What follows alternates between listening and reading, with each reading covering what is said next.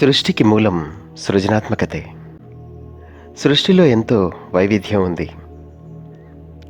తెలివైన వారు విశ్వాలన్నిటిలో నిండి కాలంతో పాటు ఎదిగి తమ శక్తి సామర్థ్యాలను అభివృద్ధి చేసుకుంటూ తమ ఆలోచనలను సృజనాత్మకంగా వ్యక్తపరిచారు. అనేక యుగాల క్రితం భూమి అన్నది కొత్త జీవజాలాలను సృష్టించాలనుకుంటున్న బుద్ధిజీవుల్లోని ఓ ఊహ మాత్రమే. ఈ పాలపుంత విశ్వాంతరంలో సృష్టిని వీరు ప్రభావితం చేశారు.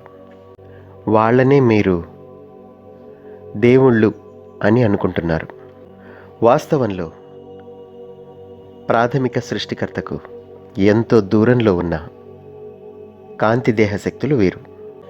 ప్రాథమిక సృష్టికర్త తనను తానే ప్రేమలో క్రోడీకరించుకుని సర్వస్వంలోనూ చైతన్యాన్ని నింపాడు. సర్వస్వము ఈ సృష్టికర్త స్వయంచలనమే. ప్రాథమిక సృష్టికర్తకు మనం వారసులం. జ్ఞానాన్ని సర్వదా సమీకరిస్తూ ఎన్నో సాహస కృత్యాలను చేస్తూ జీవితాలను మరింత శోభాయమానంగా తీర్చిదిద్దుకునే ప్రయత్నాలనే చేస్తూ ప్రాథమిక సృష్టికర్తకు పోషణను అందిస్తున్నాం. ఇప్పటి వరకు ఎవరూ ప్రాథమిక సృష్టికర్తను సమీపించలేకపోయాం. ఆ తీవ్రతను అందుకునే సామర్థ్యం మనకింకా రాలేదు. ఆయనను దర్శించడం, బహుశా ఆయనలో విలీనం కావడం, ఇవే మన ప్రగాఢ ఆశయాలు. దీనికోసమే మన సర్వ ప్రయత్నాలు సాగుతున్నాయి. ప్రాథమిక సృష్టికర్త సైతం ఇంకా ఎంతో గొప్ప సృష్టిలో ఓ భాగం మాత్రమే. ప్రాథమిక సృష్టికర్త ఆత్మాన్వేషణను నిరంతరం చేస్తూ ఎరుకతో జీవిస్తున్నాడు. ఎరుకే చైతన్యం. చైతన్యాన్ని ఎవరు సృష్టించలేదు. అది తనంతట తానే జన్మించింది. చైతన్యం అంటే తెలుసుకుంటూ ఉండడం. ఆ ఎరుకలోనే మీరు ప్రాథమిక సృష్టికర్తకు చేరువవుతున్నారు. మీకు తెలుస్తుందన్న మీ విశ్వాసమే మీలోని దైవాన్ని సచేతనం చేస్తుంది. అనంత విశ్వాలలో ఎన్నో అంతస్తుల వ్యవస్థలున్నాయి.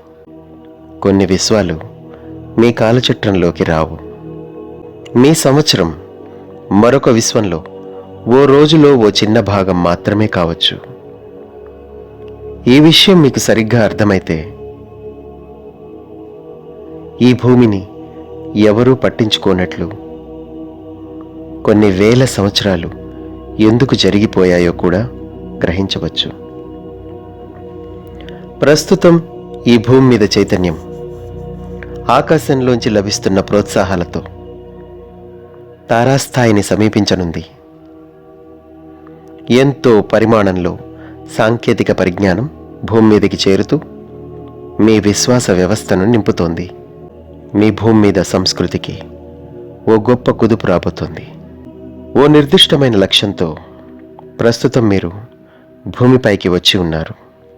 మానవ జన్యువును సంక్షిప్తీకరించిన మీ సృష్టికర్తలైన దేవుళ్ళు కూడా భూమి మీదకి మళ్ళీ రావటం ప్రారంభించారు.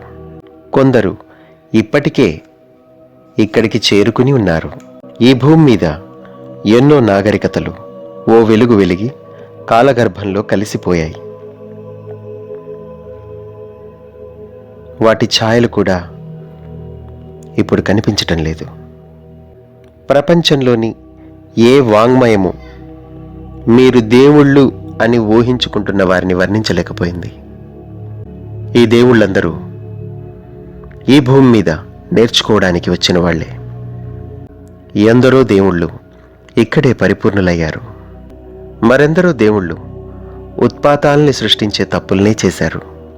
ప్రకృతిని శాసించగలిగిన వాళ్ళనే మీరు దేవుళ్ళుగా ఊహించారు. మీరు వారిని పూజించే పద్ధతుల్ని, వారికి మీరు విధేయులుగా ఎలా ఉండాలో ఆ విధానాలను వాళ్ళు మీకు నేర్పించి తమ తమ గౌరవాలను నిలబెట్టుకునే ప్రయత్నాలు చేశారు. కానీ త్వరలోనే ఈ పరిస్థితి మారుతోంది. వాస్తవాలు త్వరలోనే అర్థం కాబోతున్నాయి. ఈ వాస్తవాలను దర్శించాలని అనుకోని వాళ్ళదే మహాదౌర్భాగ్యం. సత్యం సరిగ్గా అర్థమయ్యే సమయంలో ఏర్పడే కుదుపు ప్రకంపనాలు ఈ భూమి మీద పూర్తిగా వ్యాపిస్తాయి. మనుష్యులుగా ఇతర పరిధులలో ఏకకాలంలో జీవించగలుగుతున్న ఈ దేవుళ్లకు కావాలనుకున్నప్పుడు ఈ 3 పరిధుల భూమి మీద కూడా భౌతిక శరీరాన్ని ధరించగలిగే సామర్థ్యం ఉంది. కొందరు దేవుళ్ళు భూమిని ప్రశాంత ప్రకంపనాలలో ఉంచితే, మరికొంతమంది భయభక్తుల ప్రకంపనాలతో తమను తామే పోషించుకుంటున్నారు.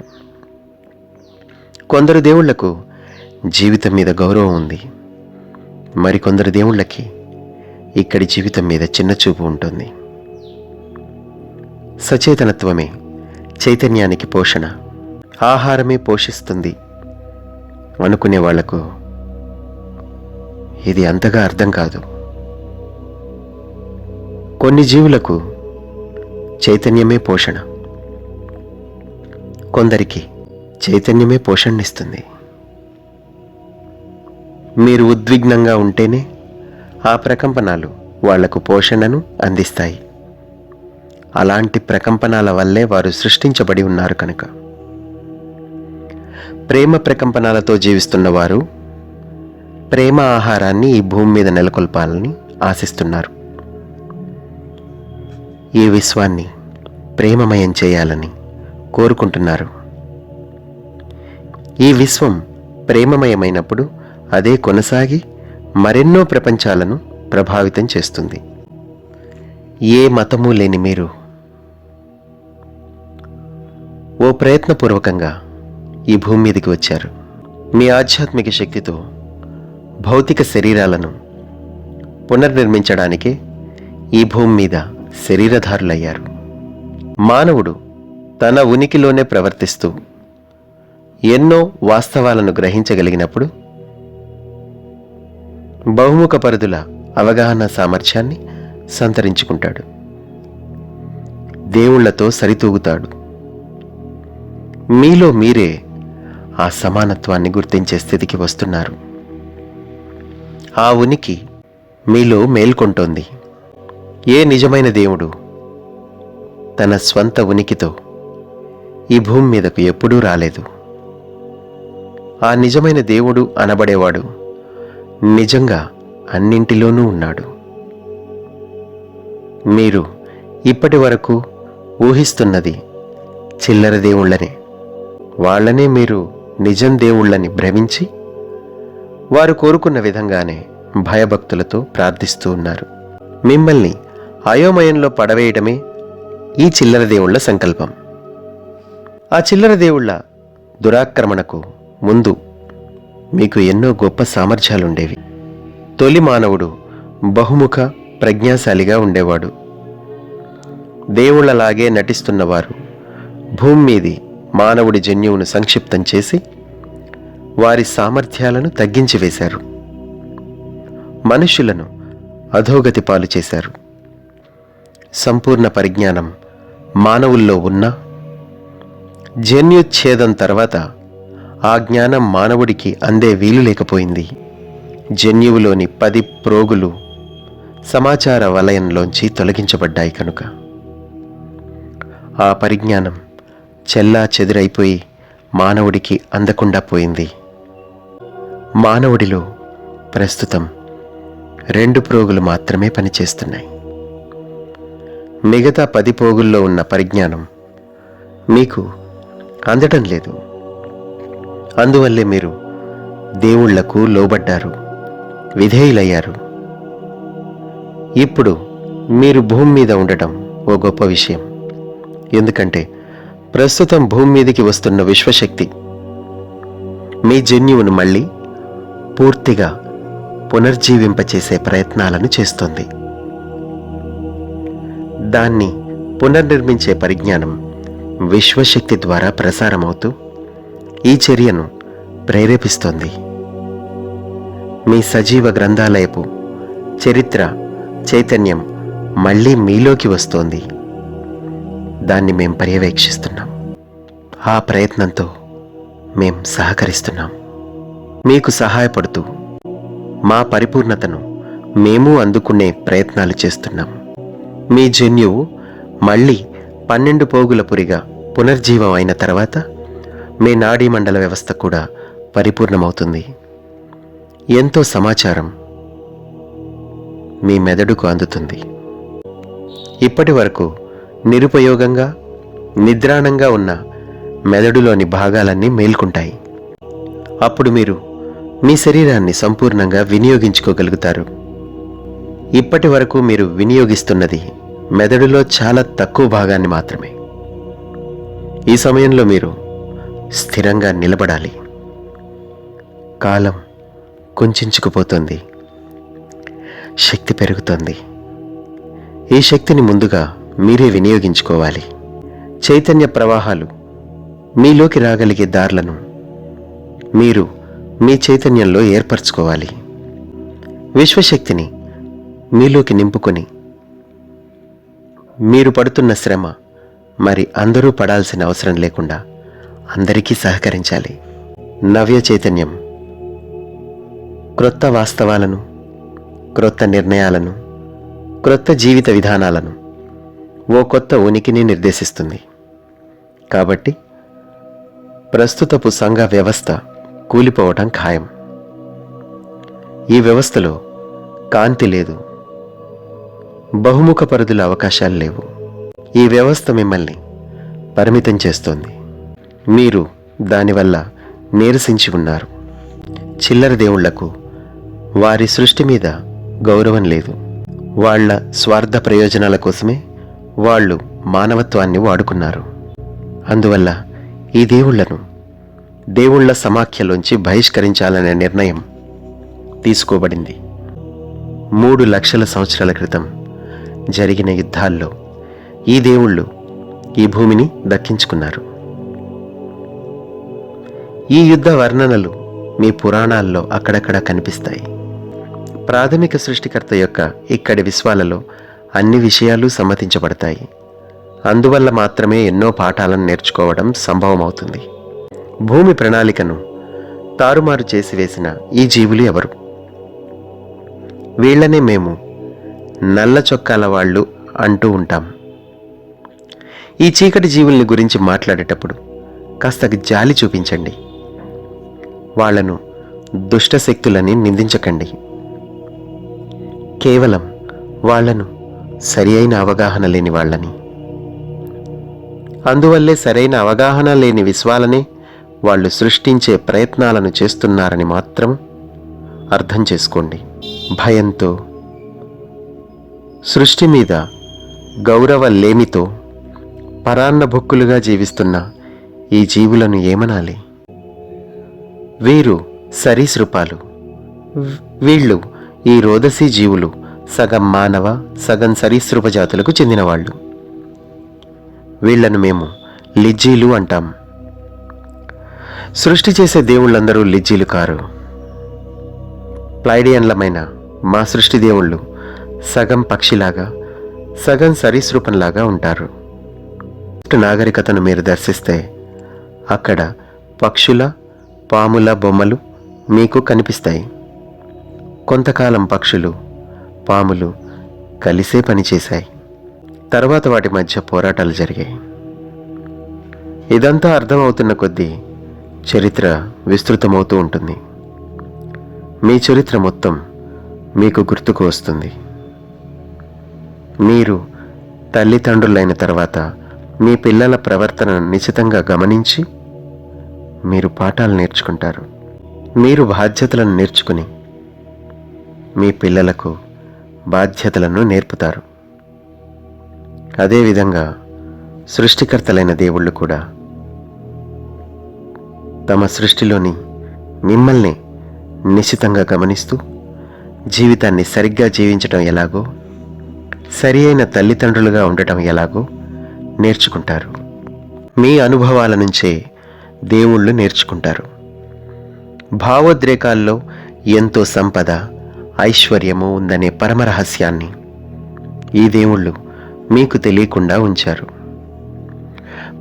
భావోద్రేకాల్ని మీరు గమనించకుండా ఉండే విధంగా ఈ దేవుళ్ళు జాగ్రత్తలు తీసుకున్నారు. మీ స్వభావపు లోతుల్లోకి మీరు వెళ్ళగలిగి దర్శించగలిగితే ఎన్నో రహస్యాలు మీకు అర్థమవుతాయి. మీ ఉద్రేకాలే మిమ్మల్ని మీ ఆధ్యాత్మిక శరీరంతో అనుసంధిస్తాయి. మీ ఆధ్యాత్మిక శరీరం బహుముఖ పరిధులలో స్థితమై ఉంది. ప్రకంపనాల శృతి పరిధి ప్రస్తుతం మారుతోంది. విశ్వశక్తులు భూమిని పరివర్తించే ప్రయత్నాన్ని చేస్తున్నాయి. ఆ విశ్వశక్తులకు మీరు కావాలి. ఆ శక్తులు బయట నుంచి ఈ గోళాన్ని మార్చలేవు. అంతర్శక్తులతోటే అది సాధ్యం. సృజనాత్మకత ఉన్న విశ్వశక్తి మీ శరీరం లోపలికి ప్రవేశించి లోపలే ఈ మార్పును కలిగిస్తుంది. మీ స్వభావం గురించిన మీ అవగాహన సంపూర్ణం కాగానే మీ ప్రకంపనాలను శృతి చేసుకునే సామర్థ్యం మీకు కలుగుతుంది. తర్వాత మీరు మీ నుంచి సమాచారాన్ని ఈ శక్తి ద్వారానే పునఃప్రసారం చేయగలుగుతారు. అప్పుడు ఈ తలంలో మీరు భయాన్ని పోషించే ప్రకంపనాలను పోషించరు. లిజ్జీలు ఈ భూమి మీద భయ ప్రకంపనాలను విపరీతంగా పెంచి ప్రసారం చేసే యంత్రాంగాలను రోదసిలో నిర్మించుకున్నారు. ఆ సంకేతాల శక్తి వాళ్లకు అందుతూ ఏ విధంగానో వాళ్ళను పోషిస్తున్నాయి. ఓ గ్రహాన్ని మీరు చేరుకోవాలంటే దాన్ని చేరే ద్వారము లేక బాట మీకు తెలిసి ఉండాలి. రోదసిలో మీరు పయనించి ఓ గ్రహాన్ని సమీపించవచ్చు. ఉదాహరణకు గురుగ్రహానికే మీరు వెళ్ళాలని అనుకున్నారనుకుందాం. దాని సమయ వ్యవస్థలో ఉన్న ద్వారం గురించి మీకు తెలియకపోతే మీరు గ్రహం మీదికి దిగినా అక్కడంతా నిర్జీవంగా నిర్మానుష్యంగా కనిపిస్తుంది. సమయ వ్యవస్థలో ఉన్న ద్వారంలోంచి మీరు గ్రహం మీదికి వెళ్ళగలిగితేనే అక్కడి జీవజాలం మీకు కనిపిస్తుంది. సమయ వ్యవస్థలోని ద్వారాలు సమయ బాటలను, బహుముఖ పరిధి అనుభవాలను దర్శించే ప్రదేశాలను మీకు అందిస్తాయి. ఈ భూగ్రహానికి ఎన్నో సమయద్వారాలున్నాయి. వీటిని ఉపయోగించుకుని ఎన్నో రకాల జీవజాలాలు భూమి మీదకు వచ్చాయి. రోదసి నుంచి ఎందరో సృష్టి చేసే దేవుళ్ళు భూమి మీదకు వచ్చారు. ఇప్పటి పోరాటాలకు కారణమైన ఓ పెద్ద సమయద్వారం మధ్యప్రాచ్యంలో ఉంది. దీని వ్యాసార్థం సుమారు 1000 మైళ్ళు. అందువల్లే ఇక్కడ ఎన్నో కార్యాలు జరుగుతున్నాయి. ఈ ద్వారాన్నే లిజ్జీలు ఉపయోగిస్తున్నారు. మధ్యప్రాచ్యంలో భూమి కింద లిజ్జీలు తమ స్థావరాలను నిర్మించుకున్నారు. యూఫ్రటీస్, టైగ్రీస్ నదుల మధ్య వికసించిన మెసపటోనియా నాగరికత ప్రభవించిన ఈ భూమి అంతా ఓ రోదసీ జీవుల స్థావరంగా ఉండేది. ఈ ప్రాంతం మొదట్లోనే కువైట్ ఉంది. ఇతరుల ప్రయోజనాల కోసం మానవులను బానిసలుగా తయారు చేసే కార్యక్రమాలు ఇక్కడే జరిగాయి. ఇదంతా మేం మీకు ఎందుకు చెబుతున్నాం అనుకుంటున్నారా? ఇదంతా తెలుసుకోవడం వల్ల ఏ ప్రయోజనం కలుగుతుందని అనుకుంటున్నారా? లిజ్జీలు మీ 3 పరిధుల ప్రపంచంలోకి మళ్ళీ చేరుకుంటున్నారు కనుక, వాళ్ళ వాస్తవాన్ని ఇక్కడ సృష్టించుకుంటున్నారు కనుక, ద్వేషాన్ని వదిలిపెట్టేసి ప్రేమను మాత్రం స్వీకరించడం మాత్రమే కాదు మీరు నేర్చుకోవాల్సింది. వాస్తవాలన్నింటినీ మీరు నేర్చుకోవాలి. వాస్తవాల అనంత సంక్లిష్టతను మీరు అన్ని విధాలా నేర్చుకోవాలి. ఎందుకంటే ఆ అన్ని వాస్తవాలు మీరే కనుక లిజ్జీలతో కూడా మీరు సహజీవనం చేయాల్సి వస్తుంది. ఈ విధంగా మాత్రమే మీరు ప్రాథమిక సృష్టికర్తను అందుకోగలరు. మీరు నిర్ణయించే పరిధిలోకి ఎన్నో విషయాలు వస్తాయి. దేన్ని చెడుగా ముద్ర వేయకండి. వాటిని చెడు అనుకుంటే కొన్ని వాస్తవాలను మీరు నేర్చుకోలేరు. ఈ భూమి ఓ సర్వ సంకల్ప సర్వ స్వతంత్రత ఉన్న సీమ అని మరిచిపోకండి. దాంతోపాటు చివరిదైన దివ్య ప్రణాళిక కూడా ఈ ఆటలో ఉపయోగించే చివరి పేకముక్కే అన్న విషయాన్ని కూడా మర్చిపోకండి. ఆ చివరి పేకముక్కే ఆసుముక్క అని గ్రహించండి. ఆ దివ్య ప్రణాళిక ప్రకారమే లిజ్జీలు మళ్ళీ ఈ సమయంలో భూమి మీదకు చేరుకుంటున్నారు. వాళ్ల ప్రకంపనాలు ఇప్పుడు మార్చబడతాయి. అయినా వాళ్ళు ఇక్కడికి రాక తప్పదు. తమ ప్రకంపనలు మారడం లిజ్జీలకు ఇష్టం లేదు. ఇతర మానవులందరి మాదిరిగానే గత 3 లక్షల సంవత్సరాలలో లిజ్జీలు తమ సృష్టికర్తలనే మర్చిపోయారు. తమ దేవుళ్ళనే మర్చిపోయారు. కాంతి కుటుంబపు సభ్యులైన మీరు మాత్రం ఆ విషయాన్ని మర్చిపోలేదు. అవగాహనే మీ కర్తవ్యంగా ఉంది. కాంతి ఇక్కడ తక్కువగా అంచనా వేయబడింది. లిజ్జీలు మిమ్మల్ని తక్కువగా అంచనా వేస్తున్నారు. తమ శక్తిలో తామే మైమర్చిపోయిన లిజ్జీలలో చీకటి చోటు చేసుకుంది. ఆ దేవుళ్ళు తమలో తామే పోట్లాడుకుంటున్నారు. లిజ్జీలు పస్తులు పడి ఉండాలని అనుకోవటం లేదు. వాళ్లకు పోషణ అందటం లేదు. మళ్ళీ భూమిని ఆక్రమించుకోవడానికి వాళ్ళు వస్తున్నారు. ఈ గ్రహం మీది వారి అదుపు తప్పిపోతోంది.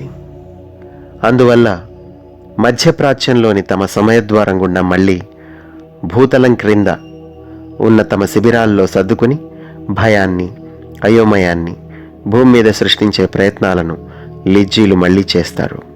మంచి చెడులనే ద్వంద్వాల్లో మీరు ఇరుక్కోకండి. ఈ భూమి మీద ప్రధానంగా ఉన్న శక్తి మీ నమ్మకాల వ్యవస్థలో నుండే శక్తిని గుంజేసుకుంటూ ఉంటుంది. ఎంతో సజీవమైన శక్తి ప్రకంపనాలు మీ నుంచి బాహ్యంలో జరుగుతున్నాయి. ఎంతో సజీవమైన శక్తి ప్రకంపనాలు మీ నుంచి బాహ్యంలోకి జరుగుతున్నాయి. మీ ఆలోచనల వల్లే ఈ ప్రపంచం ఏర్పడుతుందన్న బోధనలు జరిగాయి. మీ ఆలోచనలే నిజాలు. అవన్నీ ఎక్కడికో వెళుతున్నాయి. ఈ భూమి మీద 5.5 బిలియన్ల మంది మానవులు ప్రస్తుతం ఆలోచిస్తున్నారు.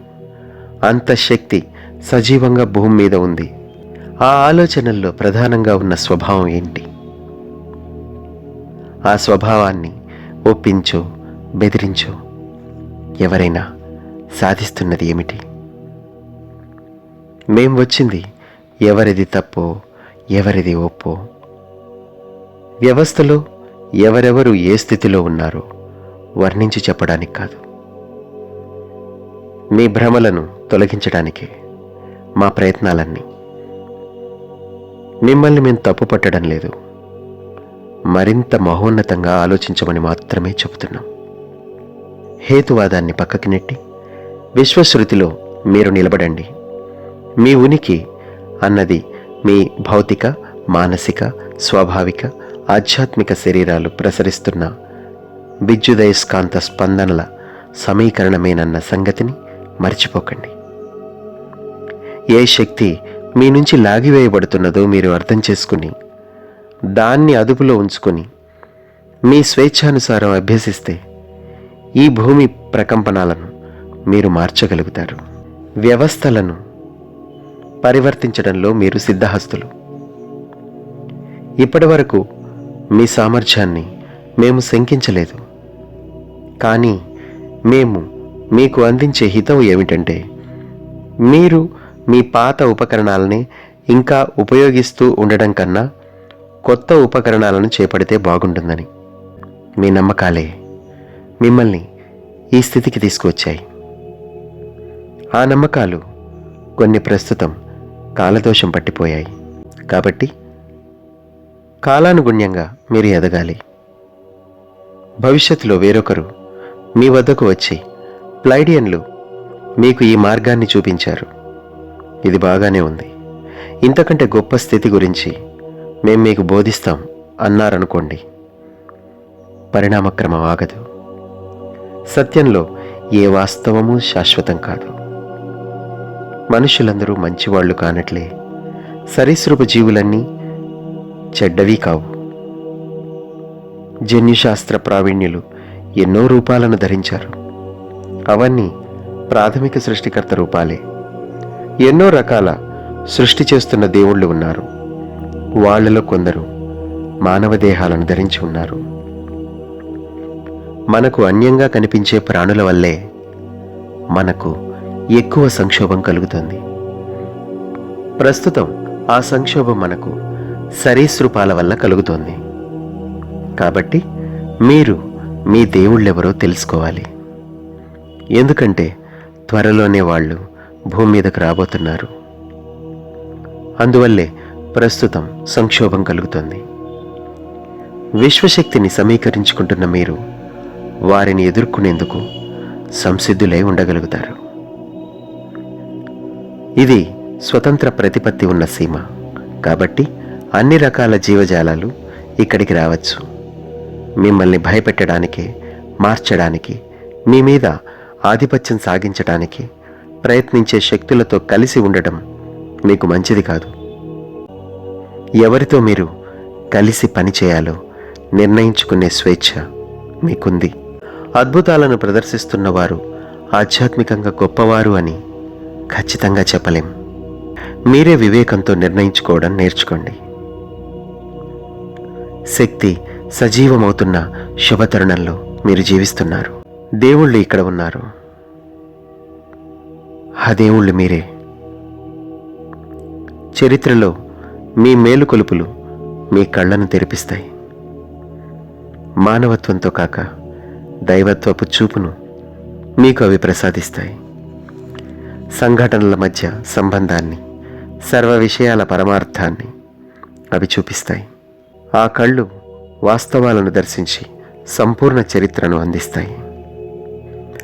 ఆ కళ్ళు మీ చరిత్రనే కాకుండా భూమి చరిత్రను, విశ్వపు చరిత్రను, బ్రహ్మాండపు చరిత్రను దర్శిస్తాయి. అప్పుడే మీ దేవుళ్ళు ఎవరు అని మీరు తెలుసుకోగలుగుతారు.